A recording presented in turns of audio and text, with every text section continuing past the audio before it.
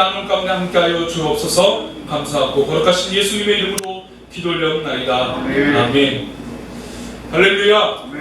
감사합니다. 오늘은 어린이 주일이죠.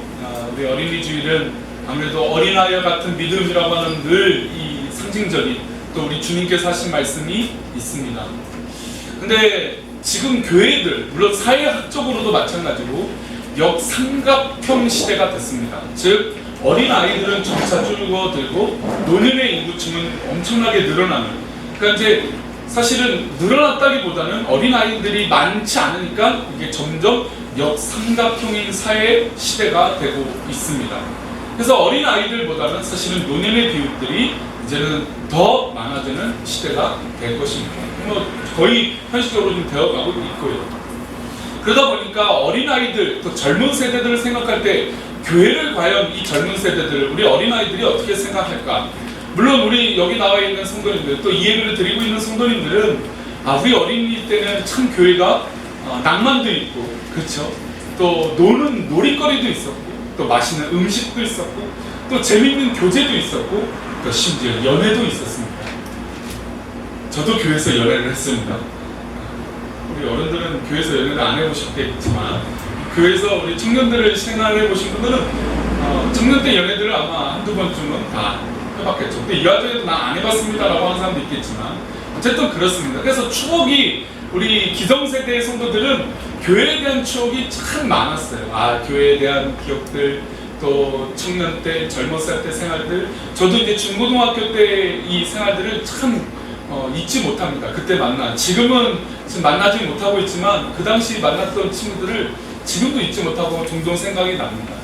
기회가 된다면 좀 만나고 싶어요. 그만큼 추억이 많이 있었고 또 성령이 충만한 때이기도 했으니까요. 근데 요즘 이제 젊은 세대들에게 교회에 대해서 어떻게 생각하느냐 물어보면 교회에 대해서 그렇게 좋게 생각하지는 않는 것 같아요. 이게 무슨 얘기냐? 이제 예전에는 교회라고 하면 이거 교회 목사님, 교회 어떤 그런 교회가 어떤 도움의 처소였고, 어떤 교회에 가면 뭔가 어떤 일들을 도움받을 수 있는 그런 공간으로 생각을 했다면 이제는 교회를 그렇게 보지 않는 것 같습니다. 사실 이 재개발권을 경험하면서 교회가 이렇게 어려운 시대가 됐구나 하는 것을 이 목사는 뼈저리 느꼈습니다. 왜냐하면 교회가 교회답지 못한 이 시대에 우리 교회도 그 가운데 있기 때문이죠. 그래서 과연 우리 교회가 교회다운 것이 무엇일까? 또 이 젊은 세대, 교회를 교회로 인정하지 못하는 이 젊은 세대에 과연 우리는 어떤 교회가 되어져야 될까라고 하는 고민을 해봅니다. 어쨌든 이 어린아이들에게, 또 청소년 시대의 이 젊은 세대들에게 교회가 바른 길을 제시하고 교회가 교회다움을 보여줘야 될 줄 믿습니다. 우리 주님께서 어린아이와 같은 믿음을 요구하셨던 것은 바로 이거예요. 어린아이같이 순수하게 교회가 교회다운 모습이 보여질 때 세상에서도 교회가 저 교회는 교회됐구나. 물론 대부분의 교회들이 교회다운 교회예요. 이런 몇몇 교회들이 참 사회적으로 또 이슈들이 일어나 많은 이 혼란을 가중하는 것은 사실이지만 대부분의 교회들이 건강하고 또 대부분의 교회들이 제대로 예배를 드리고 있습니다. 이 과도기 시기에 우리 꿈꾸는 교회도 이 과도기의 현장 가운데 있는데 우리 다음 세대의 소망이 되어지는 그런 교회가 되기를 축복합니다. 앞으로 이제는 새로운 발걸음이 시작이 된 거죠. 새로운 시대가 열렸습니다. 제가 2주 동안 새 하늘과 새 땅이 열렸다는 건 물론 현실적으로 새로운 공간이라고 하는 것보다는 영적인 새로운 시작이 우리 교회가 되어졌는데 과연 우리 성도들이 어떤 마음으로 새 시대에 살아갈 것인가 라고 하는 고민을 해볼 때 그 답은 바로 우리 어린아이들, 그 청년들, 청소년들을 어떻게 하면 교회의 소망을 두고 살아갈 수 있게 하느냐라고 하는 이 믿음. 그래서 그냥 단순히 교회 가면 고리타분하다 이런 개념이에요. 교회 가면 기도해야 된다, 기도하면 복을 받는다 이런 기복적인 신앙이 아닌 정말 하나님 앞에 기쁨으로 하나님을 만나는 신앙의 소망이 우리 젊은 세대에게, 또 우리 꿈꾸는 교회가 우리 어린아이들에게 끼쳐지고 영향력을 미치는 그런 교회가 되기를 축복합니다. 저는 요즘 매일같이 체크를 합니다. 보통 이제 10시에 뉴스가 나오죠. 10시에 나오기 때문에 주일 같은 경우는 체크를 못하지만 평일에는 늘 10시 기준으로 그 재난방송의 그 방송을 꼭 듣습니다. 그리고 이 뉴스들을 검색해서 확진자가 몇 명인지 또 어떤 상황으로 감염 경로가 있는지 꼭 일일이 확인합니다.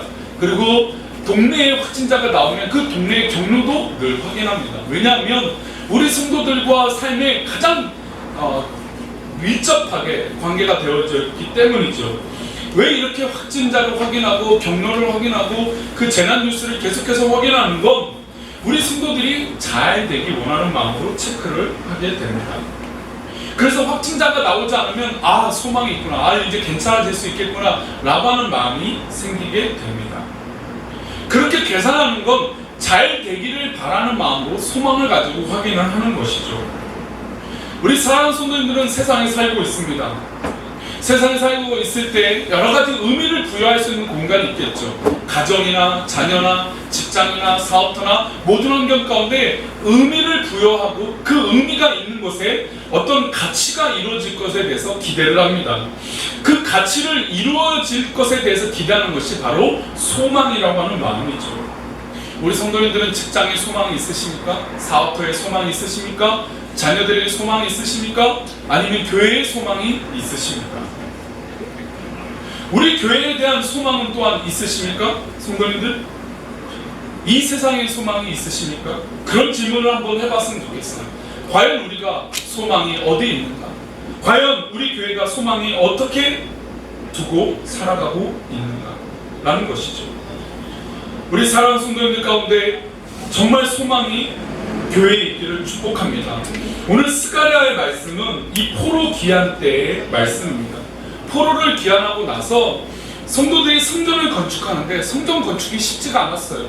이렇게도 해보고 저렇게도 하고 막 달래기도 하고 예배도 드려보고 여러 가지 막 해보는데 이게 막 되지 않는 거예요. 방해하는 세력도 있고 막 성전 건축하는데 여러 가지 이유도 있어서 막 중단하게 됩니다.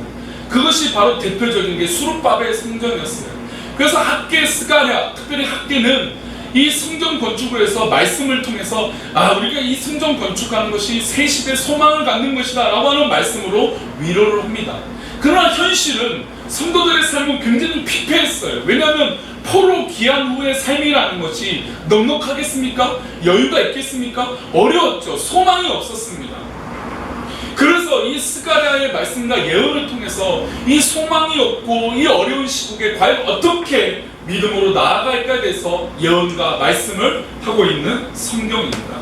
특별히 9장에서는 소망에 관한 말씀들을 하고 계세요. 우리 11절 말씀, 우리 12절에 오늘 본문에 있기 전에 11절 말씀은 어떤 상황이 있는지, 어떤 위로에 어떤 어려움이 있는지 한번 보겠습니다. 스가랴 9장 11절입니다. 함께 읽겠습니다. 시작. 또 너로 말할진대 내 언약의 피로 말미암아 내가 내 갇힌 자들을 물 없는 구덩이에서 놓았나니.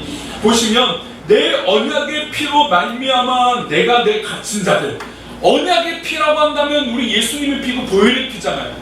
근데 좋은 거, 구원이 있고 교회라고 하는 공동체가 있음에도 불구하고 그 뒤에 어떤 게 있습니까? 갇힌 자들이라는 거예요. 이 의미는 부정적인 것과 긍정적인 것이 있겠죠. 교회 안에 있다는 건 긍정적이에요. 그러나 교회로 인해서 갇힌 모습이 우리 가운데 있을 수 있다는 것이죠. 즉 이스라엘 백성도 하나님을 믿는 믿음의 백성들, 선택받은 백성이라고 해서 좋은 것도 있지만 단점도 있어요. 대표적으로 어떤 단점이 있습니까? 유대인들 학살에, 이 나치의 학살에 있을 때 어땠습니까? 선민사상 하나님의 백성, 유대인이라고 하는 이 개념 때문에 핍박을 받았습니다. 또 지금 이 포로 기한 이 시대에 또 마찬가지죠. 하나님을 믿는 백성들이라고 가만 놔두지 않았습니다. 오히려 더 핍박을 했다라는 것이죠. 하나님의 언약의 피로 선택받은 백성들이지만 선택받은 백성들이기 때문에 또한 고통과 어려움과 고난이 있다라는 것이죠. 그래서 교회의 사명과 소명은 여기에 있습니다. 하나님의 은혜로 말미암아 구원받은 백성들이 우리 사랑하는 성도들인 줄 믿습니다. 구원받은 백성들이 바로 우리예요. 근데 우리임에도 불구하고 우리에게 따라오는 숙명이 있다는 것이죠. 왜 그럴까요? 이 세상에서 빛과 소금의 삶을 살아야 하기 때문입니다. 세상에서 빛과 소금의 삶을 산다는 게 쉬운 일이 아닙니다. 왜냐하면 때로는 져야 돼요. 때로는 억울해요. 때로는 슬퍼요. 때로는 내가 감내해야 되는 것들도 많습니다. 그런 일들이 우리 앞에 착착착착 있어요. 그래서 우리는 갇힌 자들이 됩니다. 물 없는 구덩이에, 물론 물이 있으면 우리는 죽겠죠. 그러나 그래도 조금이라도 물 없는 구덩이에 있는 그런 처지에 우리는 살고 있습니다. 그래서 오늘 본문을 읽었던 12절은 이런 믿음의 백성들이 살아갈 때 숙명적으로 겪게 되는 어려움. 왜냐하면 제가 서론에도 말씀드렸지만 이 젊은 세대, 우리 청소년들, 우리 어린아이들에게 교회하면 떠오르는 단어가 이제는 긍정적이지 않아요. 이 긍정적이지 않는 이 시대에 과연 교회는 어떤 모습으로 비춰져야 될까요? 우리는 이미 갇혀 있습니다. 우리는 어려움 속에 처해 있습니다. 교회라고 하면 그렇게 좋아하지 않는 시대에 살고 있어요. 그런 어려움이 우리 가운데 똑같이 이스라엘 백성이 포로 귀환한 이후의 삶과 비슷하다는 것이죠. 성전도 무너졌어요. 성벽도 무너졌어요. 모든 것에 황폐한 곳에 이스라엘 백성들이 덩그러니 포로 귀환하고 이후의 삶을 선택하고 있는 상황입니다. 우리 꿈꾸는 교회도 역시 이제 6월 이후에 본격적으로 변화되는 길을 걸어가야 됩니다. 마치 수룹바벨 성전을 건축하며 이스라엘 백성들이 포로 귀환하고 나서 어떻게 살아야 될지 고민하는 것처럼 우리 교회도 이런 고민 가운데 있죠. 그래서 12절에 이 고민 가운데 있는 성도들에게 이렇게 말합니다. 우리 12절 말씀 읽어봅니다. 시작. 갇혀 있으나 소망을 품은 자들아 너희는 요새로 돌아올지니라. 내가 오늘도 이르노라 내가 내게 갑절이나 갚을 것이라. 아멘. 갇혀 있어요. 우리는 갇혀 있습니다. 우리는 이런 환경 가운데 있습니다. 여러 가지 어려운 조건들이 있어요. 그러나 그 모든 어려움 가운데 우리는 무엇을 가져야 되니까? 소망을 품어야 된다는 것이죠. 사랑하는 성도님들, 지금 처해 있는 환경 가운데 소망이 있기를 축복합니다. 소망을 품으시기를 축복합니다. 그래서 소망을 품은 자들아 너희는 요새로 돌아올지나. 근데 요새입니까? 지금 이스라엘 백성들에게 성전도 무너져 있고 성벽도 무너져 있고 자기가 갖고 있는 처해 있는 것들은 아무것도 없는 처해 있는 상황이에요. 요새가 없어요. 근데 왜 하나님은 요새로 돌아오라고 할까요? 요새가 아닌데, 보이는 것은 황폐했는데 왜 하나님은 요새로 돌아오라고 하실까요? 그러시면서 이런 약속을 합니다. 내가 오늘도 일어나라. 내가 내게 몇 절이나요? 갑절이나 갚을 것이라. 할렐루야.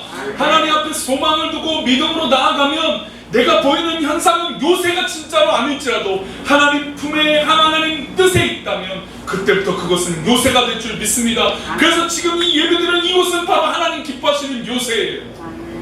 우리가 앞으로 나아가려고 하는 모든 길들은 바로 하나님 기뻐하시는 요새예요. 인간적으로 실패했던 어려움이 있던 그것은 우리의 과거이고 이제는 우리가 하나님 앞에 살아가야 될 요새요 소망인 줄 믿습니다. 그렇게 소망을 품은 자들아 너희는 요새로 돌아오라. 이 요새는 바로 우리 보이는 환경이 아니라 하나님 품인 줄 믿습니다. 이 방송을 듣고 각 가정에서 예배를 드리는 우리 사랑하는 성도님들, 그곳이 요새가 되시기를 축복합니다. 그곳이 하나님 임재하시는 곳이 되기를 축복합니다. 이곳에 하나님 임재하여 주시기를 축복합니다. 아니 그렇게 임재하고 계시는 줄 믿습니다. 왜냐하면 진정으로 예배하는 자들에게 하나님 그 마음에 이미 계시기 때문인 것이죠. 그래서 그 요새로 돌아온 성도들에게 내가 갑절이나 갚아주신다는 것입니다. 우리 성도들 억울하십니까? 어려움이 있으십니까? 힘든 환경 가운데 있으십니까? 하나님께서 갑절이나 갚아줄 줄 믿습니다. 그렇게 하기 위해서 우리는 소망을 하나님께 둬야 돼요. 다른 곳에 소망을 두고 다른 곳에 계산하는 것이 아니라 오직 하나님께 소망을 둘 때 하나님께서 갚아줄 줄 믿습니다. 그리고 하나님께서 우리에게 이렇게 우리를 활용하신다는 거예요. 13절 말씀입니다. 13절 말씀 읽어봅니다. 시작. 내가 유다를 당긴 활로 삼고 에브라임을 띄운 화살로 삼았으니 시온아 내가 내 자식들을 일으켜 헬라 자식들을 치게 하며 너를 용사의 칼과 같게 하리라. 할렐루야. 이 사람들은 좀 전에 포로 귀환해서 온 사람들이에요. 얼마 전에 포로 귀환해 온 사람들이 칼이 있고 뭐가 있겠습니까? 그러나 하나님께서 그들을 화살로 삼으신다는 것이죠. 우리는 지금 처한 곳에 아무런 무기도 없고 아무것도 없는 것처럼 보이지만 하나님께서 화살로 삼으시고 활로 삼으실 때 우리는 쏘는 화살처럼 달려나가게 될 줄 믿습니다. 명중시키는 그런 명궁이 될 줄 믿습니다. 왜냐하면 이미 이것을 쏘는 주인이 하나님이시기 때문이에요. 올림픽 때마다 우리나라는 이미 금메달을 계산으로 세는 종목이 있습니다. 어떤 종목입니까? 우리가 다 알죠. 양궁입니다. 오히려 전 세계적으로 신기한 건 한국이 금메달을 땄느냐 못 땄느냐 갖고 뉴스가 나는 거예요. 금메달을 따는 건 당연하게 세계적으로도 뉴스를 합니다. 그래서 심지어 전 세계적으로 한국이 금메달을 못 따도록 세계 연맹이 규칙을 매년 바꿉니다. 그런데도 우리나라는 어떻게 합니까? 매년 금메달을 따죠. 오히려 금메달을 못 따고 뭐 몇 종목에서 네 종목이라면 한 종목에서 못 땄다면 그게 더 큰 일수가 나요. 어떻게 그 종목에서 못 따는지. 그런데 그 선수들 어떻습니까? 수만 명이 모이는 곳에서 사람들이 소리 지르는 곳에서 활을 쏘는 연습도 합니다. 그리고 뭐 타이어를 끌거나 뭐 엄청난 극기 훈련을 합니다. 해병대 훈련도 하더라고요. 그런 엄청난 훈련을 왜 할까요? 명사수가 되기 위함, 명궁이 되기 위한 것입니다. 명궁이 되면 화살을 쏠 때 잘 그 관역에 맞게 될 줄 믿습니다. 당연히 훈련되어져 있기 때문이죠. 그러나 우리가 화살이고 우리가 활인데 이것을 쏘는 분이 있다는 것입니까? 누가 쏘시는 것일까요? 하나님이 쏘신다는 것이에요. 날아가는 과정 가운데 보면 활은 똑바로 날아가지 않습니다. 뭐 총알도 똑바로 날아가지는 않죠. 미세하게 휘어서 나갑니다. 그런데 활은 볼 때 쭉 올라와서 뚝 떨어지는 느낌으로 가요. 그게 빨라서 비교적 편차가 적을 뿐이죠. 결국은 우리가 과정으로 볼 땐 관역에 날아가지 못하네? 왜 저게 지금 약간 위로 올라가지? 그런 의심이 드는 게 바로 인간의 인생이에요. 그러나 이것은 결국 하나님께서 화살을 쏘았으니 명중될 줄 믿습니다. 우리는 아직 날아가는 과정이에요. 활을 당겨서 놓은 이 순간이라는 거죠. 그런데 우리는 생각합니다. 우리는 불발됐다고. 우리는 관역에 맞지 못했다고. 아니, 이 화살이 비껴나갔다고. 그러나 이 화살을 당기고 활을 쏘신 우리 하나님께서 우리를 그렇게 쏘고 계시고 활용하여 주시고 인도하여 줄 줄 믿습니다. 그래서 이 말씀을 다시 확증해 주세요. 14절 말씀입니다. 읽어봅니다. 시작. 여호와께서 그들 위에 나타나서 그들의 화살을 번개같이 쏘아내실 것이며 주 여호와께서 나팔을 불게 하시며 남방 해오리 바람을 타고 가실 것이라. 이들의 환경은 화살이 될 수 없는 환경이었어요. 이들은 그들과 싸울 수 없는 환경이었어요. 이 이스라엘 백성들, 포로 귀환한 이스라엘 백성들은 아무것도 없는 상황이었습니다. 그런데 하나님께서 나타나셔서 그들을 화살을 쏘는데 어떻게 쏘십니까? 번개같이 쏘신다는 거예요. 이거는 인간들이 할 수 없는 영역입니다. 하나님이 하시는 영역이에요. 우리 인간들이 살아가는 영역도 마찬가지입니다. 우리가 할 수 있는 영역이 있지만 하나님이 하셔야 되는 영역이 있어요. 그래서 우리는 과정도 결과도 아쉬움도 많고 어려움도 있고 속상한 마음도 있지만 결국 이 화살을 쏘신 하나님께서 번개같이 갑절이나 우리의 삶을 더하여 줄 줄 믿습니다. 그래서 여호와께서 나팔을 불게 하신다는 것입니다. 나팔을 분다는 건 전쟁을 시작했다는 건 아니면 승리했다는 승리의 나팔입니다. 우리 환경을 보면 전쟁을 시도도 못할 상황입니다. 우리 환경을 보면 나팔을 불 수 없는 그런 힘도 없는 그런 처지일 수도 있습니다. 그러나 하나님께서 불어주신다는 것입니다. 주 여호와께서 나팔을 불게 하신다는 거예요. 우리가 불 수 없는 여건이고 환경이지만 그래요. 그렇지만 하나님이 불게 하시니 나팔이 승리의 나팔이 될 줄 믿습니다. 남방 회오리 바람이 타고 가실 정도로 기적적인 역사가 일어날 줄 믿습니다. 그리고 15절에 우리에게 그렇게 위로하여 주세요. 우리 15절 말씀입니다. 읽어보겠습니다. 시작. 만군의 여호와께서 그들을 호위하시리니 그들이 원수를 삼키며 물맷돌을 밟을 것이며 그들이 피를 마시고 즐거이 부르기를 술 취한 것 같이 할 것인즉 피가 가득한 공이와도 같고 피 묻은 제단 모퉁이와도 같을 것이라. 할렐루야. 피가 이런 어려운 상황 가운데 만군의 여호와께서 그들을 호위하여 주신다. 그들이 원수를 삼키면 물맷돌을 밟을 것이라는 것이죠. 결국 원수들이 잘 되는 것 같지만 물맷돌에 갈리게 될 줄 믿습니다. 저 사단 마귀는 결국 그렇게 될 줄 믿습니다. 그러니 우리는 이 지금 날아가는 화살 가운데 의심하지 않고 하나님께서 쏘셨으니 명중할 것이다. 결국 우리가 이 믿음 가지고 나아가면, 소망을 가지고 하나님 앞에 나아간다면 하나님께서 명중시켜 주시고 즐거이 부르며 기뻐할 날을 우리 가운데 허락하여 줄 줄 믿습니다. 그래서 16절은 이어서 우리 땅에 일어날 일을 이렇게 말씀하십니다. 우리 16절 말씀입니다. 읽어봅니다. 시작. 이날에 그들의 하나님 여호와께서 그들을 자기 백성의 양떼같이 구원하시니 그들이 왕관의 보석같이 여호와의 땅에 빛나리로다. 할렐루야. 그래요. 우리 젊은 세대가 교회를 하면서 이제는 좋은 소리 안 하는 시대예요. 그래요. 우리 청년들이 교회를 다 떠나는 시대예요. 소망이 없어 보입니다.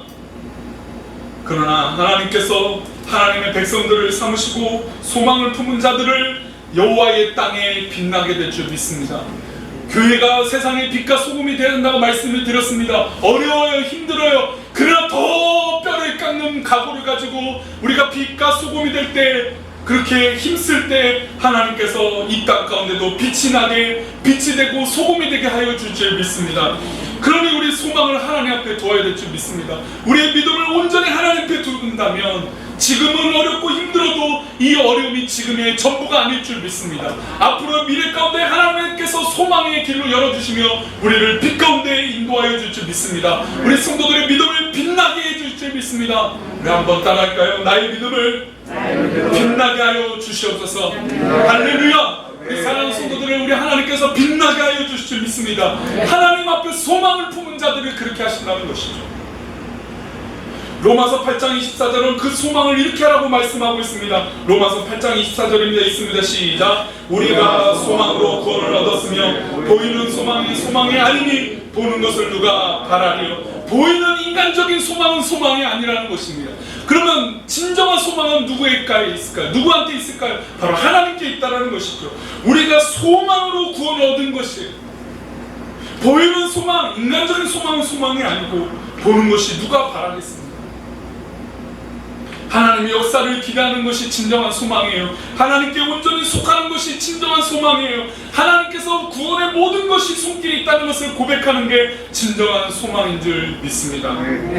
그래서 이 땅의 소망의 약속을 로마서 15장에 이어서 이렇게 말합니다. 로마서 15장 12절에 있습니다. 시작. 또 이사야가 이르되 이새의 뿔이 곧 열방을 다스리기 위하여 일어나시는 이가 있으니 열방이 그에게 소망을 두리라 하였느니라. 할렐루야. 이사야가 이르시되 이사야 말씀 가운데 이새의 뿔이 곧 예수 그리스도라는 것이죠. 그 열방을 다스리기 위하여 일어나시는 이가 있다는 것입니다. 이스라엘 백성들이 예수님이 이 땅에 오셨을 때 예수님을 인정했습니까? 안 했습니다. 예수님이 메시아라고 인정하지 않았습니다. 그리고 그런 기적적인 일이 있었다고 했을 때도 믿는 척은 했지만 진정으로 믿지 못했습니다. 우리 인간의 삶에 바로 믿음은 이런 여건 가운데 있어요. 어느 날은 믿음이 막 충만해요. 근데 어느 날은 어렵고 힘들고 또 괴로움이 있고 또 불편함이 있고 또 여러 가지 갈등이 일어나면 믿음이 식어집니다. 아, 하나님 살아계시지 않는 것 같구나. 아, 주님이 우리 가운데 나타나시지 않는 것 같구나라고 의심하게 됩니다. 그러나 우리 주님은 결국 이 땅에 오셨고 다시 오실 메시아이신 줄 믿습니다. 우리가 그렇게 소망을 두는 거예요. 약속대로 우리 주님이 2000년 전에 오셨으니까 2000년이 지난 지금 이 시대에 우리가 소망을 두는 것은 우리 주님이 다시 이 땅 가운데 오신다는 것이죠. 그래서 열방이 그에게 소망을 두리라고 하신다고 하는 약속, 우리 주님이 오시면 새하늘과 새 땅이 된다라고 2주 동안 말씀을 나누지 않았습니까? 우리 주님이 오시면 완벽하게 이 상황이 뒤바뀌는 것입니다. 그때 우리가 누렸던 보이는 것, 손잡으려고 했던 그 보이는 모든 것들은 의미가 없어지는 것이죠. 천국에 그것을 가져가시겠습니까? 천국에 그것을 토로하시겠습니까? 하나님 앞에, 우리 주님 앞에 모든 것이 없는 것이죠. 그러나 모든 것이 없지만 모든 것이 가한 공간인 줄 믿습니다. 이게 진정한 소망이 이루어지는 삶 아니겠습니까? 마지막으로, 그래서 우리 믿음의 성도들, 사랑하는 성도들, 우리 다음 세대 우리 어린아이들은 어떤 믿음을 가지고 살아야 될까요? 마지막으로 시편 62편 5절 우리가 찬양했던 그 말씀 읽어보겠습니다. 시작. 나의 영혼아 잠잠히 하나님만 바라라. 물은 나의 소망이 그로부터 나오는도다. 할렐루야. 잠잠히 하나님만 바라보십시오. 그래서 우리는 보이는 것을 품은 사람들이 아니라 보이지 않는 것을 품은 사람들인 줄 믿습니다.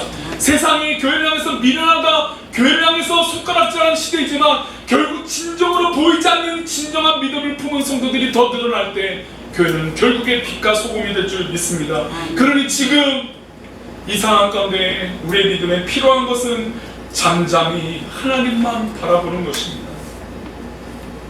물은 나의 소망이 우리 주님께로부터 온다는 이 믿음을 가지고 살아가시기를 축원합니다. 사랑하는 성도들, 그렇게 믿음으로 하나님만 바라면 결국 하나님께서 우리에게 오늘 오늘 약속하셨던 말씀처럼 내가 내게 갑절이나 갚을 것이다. 할렐루야. 내가 너희를 빛 땅에 빛나게 하겠다라고 하는 이 약속의 말씀이 우리 성도들 가운데 이루어지시기를 축원합니다. 그러니 지금의 상황에, 지금의 여건에, 지금의 조건에, 지금의 모습에 잠잠히 하나님만 바라보는 소망의 믿음이 우리 성도들 가운데 있기를 축원합니다. 이 코로나19로 인해서 여러 가지 우리에게 교훈을 주십니다. 우리 꿈꾸는 지금 상황 가운데 이것으로 인해서 우리 교회 가운데 이 목사 가운데도 많은 교훈을 주고 계십니다. 이것은 우리 교회에 하나님께서 새 힘과 새 시대와 새 길을 열어가게 하시며 더불어 이 상황 가운데 온전히 하나님만 바라보게 하시는, 그렇잖아요. 우리가 다른 힘을 얻을 수 있는 게 어디 있습니까? 다른 것을 기대할 수 있는 게 뭐가 있습니까? 오직 하나님만 바라보는 이 소망의 하나님만 바라본다면 소망이 그로부터 나오는 것뿐만 아니라 하나님께서 약속하시고 하나님께서 선택하신 그 백성들을 이끌어주시는 놀라운 은혜가 우리 사랑하는 성도들 가운데 있기를 축원합니다. 기도하겠습니다. 하나님 아버지, 오늘도 귀한 하루를 우리에게 주시며 하루를 살아갈 수 있는 귀한 힘을 주시되 특별히